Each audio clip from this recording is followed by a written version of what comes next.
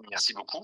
Donc, je vais faire une présentation, je vais démarrer, et puis Loïc conclura, disons, par une démonstration comment faire pour accéder à un open data. Alors, je vais juste aborder un peu la genèse de cette stratégie de mutualisation autour de Spot 6.7 qu'on avait mis en place auparavant. La nouveauté avec le programme Open Data, ce que cela permet de faire en plus maintenant. Et puis Loïc fera donc cette démonstration. Alors, la genèse, donc, c'est quelque chose qui remonte, disons, à plus d'une dizaine d'années maintenant, avec un programme à l'époque qui s'appelait GeoSud et avec une logique de mutualisation où on avait négocié pour la première fois, disons, auprès de fournisseurs d'images très haute résolution, des licences, tout acteur public, y compris pour leurs prestataires privés hors activité commerciale. Et donc, on avait fait les premières couvertures nationales, d'abord avec du Rapid Eye, du Spot 5, et ensuite, disons, en 2014, une première couverture nationale complète avec Spot 6.7. En 2015, on a changé un peu, on a fait évoluer la filière de production avec la mise en place d'une station de réception qui nous a permis de continuer à produire les couvertures nationales, dont a parlé Jean-Paul tout à l'heure, et également à faire des acquisitions, disons, sur le monde entier. On savait que GeoSud allait se terminer, et donc en 2017, on a travaillé avec les collègues des différents organismes partenaires à la pérennisation du dispositif, donc, qui a abouti à la création de Dynamis, avec la reprise, disons, des actifs GeoSud. Alors, Spot 6.7 maintenant en open data, qu'est-ce que ça change? Donc, c'est une expérimentation qui est conjointe entre Dynamis et Airbus, Defence and Space.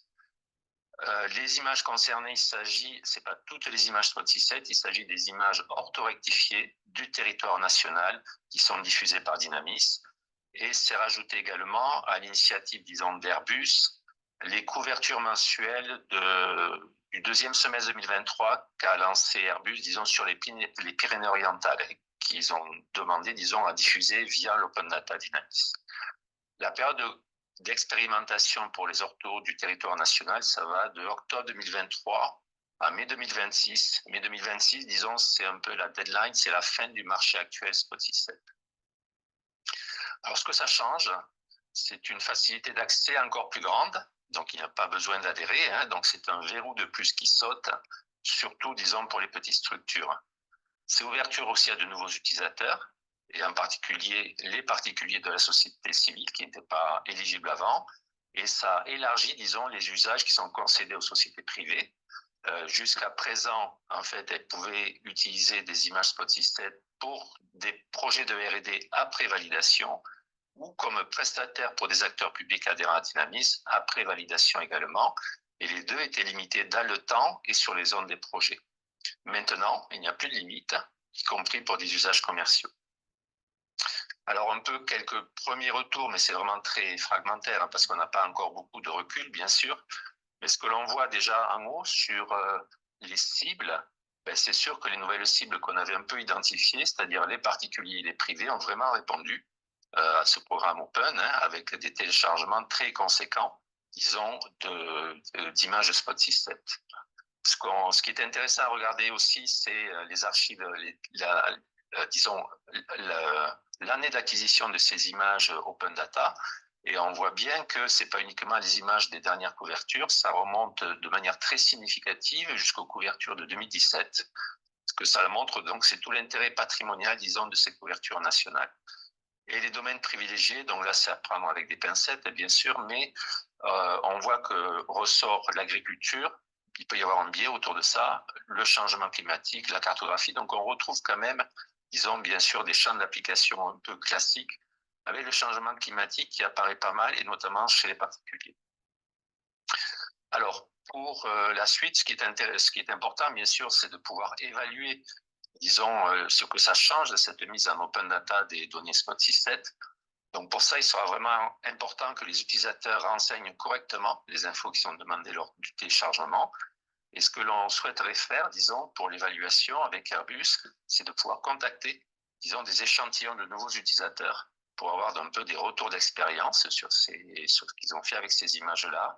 Et puis surtout aussi avec les privés, pour voir en gros ce que ça change, disons, l'open data pour leur développement, notamment développement économique. Et maintenant, je vais laisser la parole à Loïc, qui va faire une démonstration, disons, sur l'accès à l'open data, et je vais arrêter le partage. Merci. Donc, bonjour. Donc, je vais vous montrer l'utilisation du site d'accès à l'open data. Du coup, je vais commencer par partager. Du coup, déjà pour un lien pour pouvoir y accéder, donc sur le site dynamis.data-terra.org, vous pouvez aller sur Service, puis Diffusion Open Data Dynamis. Et là, vous avez le lien OpenSpot-Dynamis pour les données de la couverture nationale et openspot-dynamis.org/po pour les données des Pyrénées orientales. Donc, vous arrivez sur sur ce site qui est assez simple d'utilisation. Vous pouvez sélectionner les années pour les couvertures nationales. Euh, donc, je prends 2023. Et vous pouvez sélectionner le mode et la résolution des images à télécharger. Donc, vous avez la multispectrale ou les panchromatiques.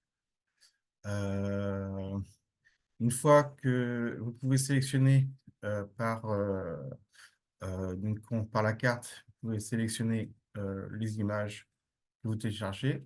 En utilisant la touche Shift, vous pouvez en sélectionner plusieurs. Et avec la touche contrôle, vous pouvez faire une sélection de plusieurs.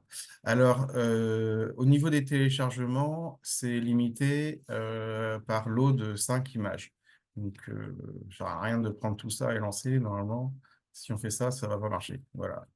Vous ne pouvez pas sélectionner plus de... Ah, c'est 10 produits, pas 5 produits. Donc, une fois que vous avez sélectionné, donc, on va imaginer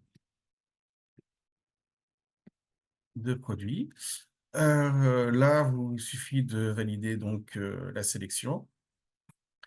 Vous rentrez, là, c'est les 2 produits que vous avez téléchargés. Vous rentrez du coup le formulaire, type d'organisme,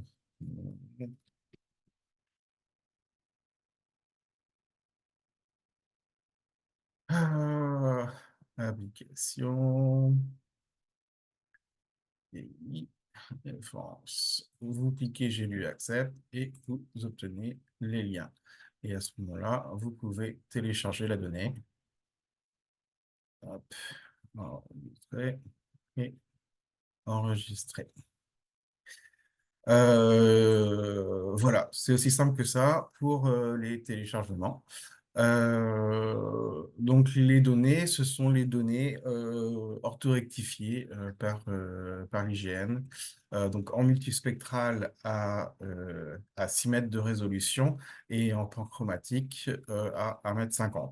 Donc, pour les couvertures nationales, vous n'avez que ça. Pour faire des fusions, vous pouvez ensuite télécharger la même image une multispectrale et une panchromatique et réaliser vous-même la fusion panchromatique pour réaliser une image multispectrale à 1,50 m. Pardon, autant pour moi. Du coup, oui, pour les Pyrénées-Orientales, la petite différence, donc, c'est que ça sera sur les Pyrénées-Orientales, évidemment. Il n'y a que l'année 2023, puisque ça a été lancé que pour l'année 2023, et on va récupérer les images, enfin plusieurs images sur toutes les Pyrénées-Orientales pour chaque mois, en fait. Alors, la différence aussi, c'est que vous aurez les multispectrales, les panchromatiques, mais également directement les fusions panchromatiques. Et sinon, c'est le même principe. Voilà, c'est tout pour moi. Hop, je récupère la main, merci. Alors, il y a quelques questions, il y en a 3, n'hésitez pas. On a à peu près 5 minutes. Quel est le poids d'une dalle, Loïc? Alors, une dalle multispectrale va être dans les 200-300 MO et une dalle panchromatique, elle se rapprochera du Tera, 700 mégas, entre 700 et 1 Tera. Plutôt 700. Et est-ce que les données peuvent être accédées par API? Non, Ok. Pour la couverture nationale, sur une même tuile, plusieurs dates sont parfois disponibles. Pourquoi? attends, j'ai pas compris. Alors, pour la Euh, couverture nationale, sur une même tuile, plusieurs dates sont disponibles. Pourquoi? Plusieurs dalles. Sur Plusieurs une tuiles, peinture, plusieurs dalles sont parfois disponibles. plusieurs dates sont parfois Ah, disponibles. plusieurs. Euh, Bah, c'est qu'il y a une couverture par an, non? Enfin, C'est pas les tentatives que vous mettez à disposition? C'est Jean-Philippe qui intervient là, excusez-moi. Est-ce que c'est la question, est-ce que c'est sur l'outil Open Data ou sur le métacatalogue? Parce que si c'est sur le métacatalogue, il peut y avoir aussi les données brutes. C'est pour ça qu'il peut y avoir plusieurs données sur la même dalle. Ouais, bah, normalement, une dalle par année, il n'y a qu'une seule date pour les couvertures OpenSpot. Pensez-vous mettre les données PenSharpunic en open? Sinon, la plus simple d'avoir les données, métadonnées d'IMAP. Oui, mais non, il n'est pas prévu de mettre les données PenSharpunic, PenSharpen pour les couvertures nationales. Elles le sont parce que ça fait quand même, dès qu'on passe en PenSharpening, ça démultiplie le volume, ça multiplie pas par 4, ça multiplie par 4 le volume, parce qu'on aura de la donnée, enfin 4 bandes à 1,50 m. Et du coup, ça demande des ressources en volume quand même beaucoup plus importantes. Les données sollicitées sont-elles en super résolution? Non, il n'y a pas de super résolution. Je te dis 7, ça ne correspondait que Hotspot 5. La super résolution, c'est la fusion, on pourrait dire. A-t-on moyen de télécharger d'un coup une même dalle sur plusieurs dalles? Non. Date. Il faut sélectionner l'année, sélectionner ensuite, c'est ça le principe, on sélectionne une année, on sélectionne les dates qui nous intéressent et on les télécharge. Ensuite, il faut resélectionner une autre année, etc. Bravo beaucoup pour l'interface du standard, merci beaucoup. Et Après, c'était des même des réponses. dupliques. Ah d'accord, ça c'est ok. Il y a une dernière question, super bonheur. Ah, Super. Vous envoyez les premiers noms sur toute la France. Donc, comme je disais, pour le lien, vous le trouverez sur le site internet de Dynamis, dynamis.data-terra.org, dans service et diffusion Open Data Dynamis.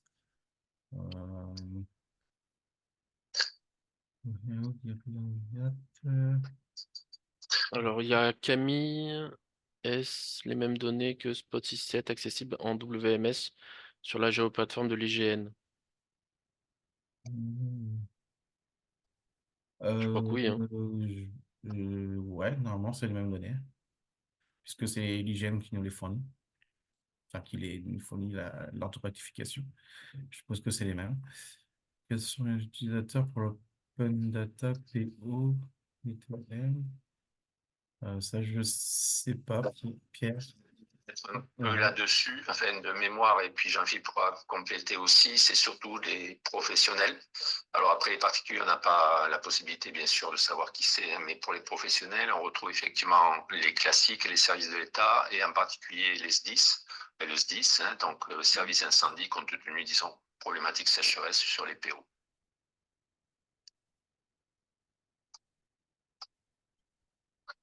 Que c'est bon.